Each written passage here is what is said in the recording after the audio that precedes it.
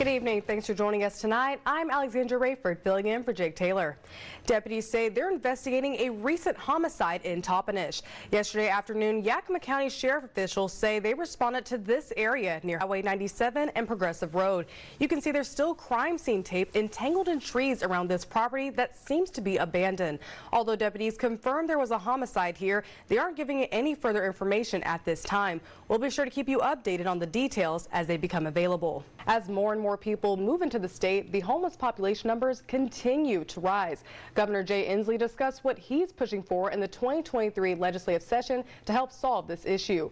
A recent point-in-time study shows there are about 670 homeless people in Yakima County and over 12,000 statewide. Governor Inslee says recently they've been clearing out homeless encampments and getting people housed as quick as 8 weeks. He says in order to continue to do that throughout the state, he plans to speed up housing construction and create more low-income units. Fundamentally, we need more housing in the state of Washington.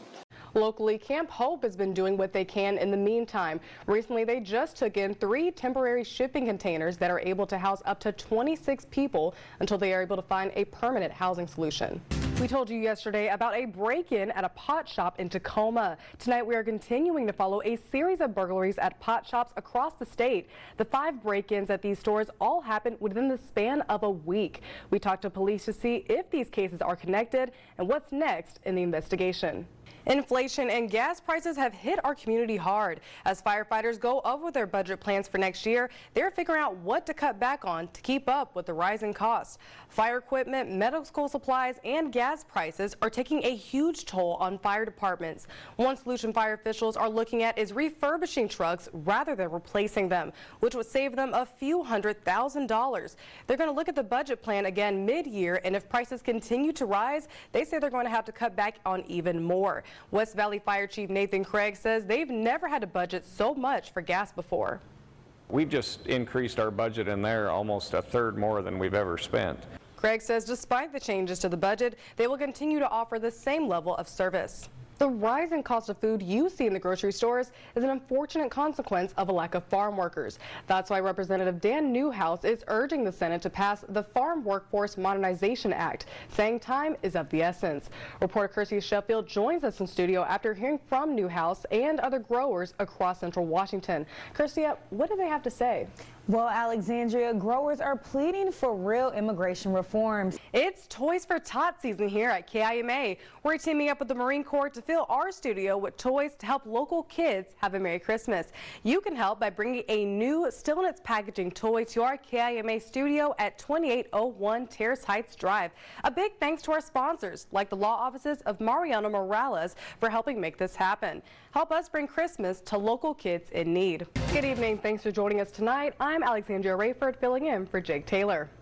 A Yakima man attempted to rob a local bank. Police say he presented a note to a bank teller demanding $15,000.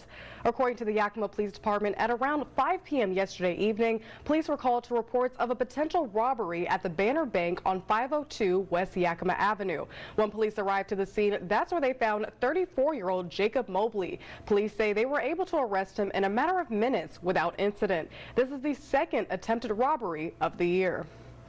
Had any bank robberies since 2017 until this year, 2022, and this year we've had 2. Police say Mobley was unarmed when he attempted to rob the bank. Right now he's in custody at the Yakima County Jail and he's facing robbery in the first degree. It's almost time to set those clocks back an hour. This Sunday, you'll be gaining an extra hour of sleep, despite pushback from our state lawmakers. Reporter Kirsty Sheffield joins us in studio. Kirsty, just how long have state leaders been pushing back against daylight saving time? Well, Alexandria, Senator Patty Murray has been pushing to eliminate this yearly time change. And if the change happens, it will go into effect next November. All right, thank you, Kirsty. Turning to weather, temps cold out tonight. Here's Look Live right above Yakima, 43 degrees at the moment. The Yakima City Council has approved an annual 1% increase for property tax, but that doesn't necessarily mean you'll be paying more. The City Council voted 5-2 to pass the property tax increase, something they've done year after year. In simple terms, this means the total amount of revenue the city received in 2022 will increase by 1% in 2023. The amount you pay will depend on how much much your property value is.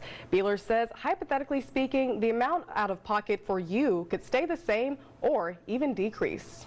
That total amount that's being collected is distributed between all of the property owners. My property didn't increase anymore. Somebody else's increased by 10%. City officials say the money received from property taxes primarily goes towards funding police, fire departments, parks, and streets. We are now 5 days away from Election Day as voters get prepared to submit their ballots. Today we talked to Liz Halleck of Yakima, who is running to represent District 14 in the state legislature. Reporter Hunter Phipps joins us in studio now. Hunter, why does she think people should vote for her? Well, Alexandria, she says people should vote for her because she wants to protect people's abortion rights. You can find more from our interview with her on the KIMA website. Another race that people are preparing to vote on. Thank you, Hunter. Temps chilly out now. Mike McCabe will have your full weather forecast ahead, and a mental health care shortage happening across our state. There is definite depression, increased definite anxiety. How healthcare workers are combating the problem, and the price of natural gas took a big leap.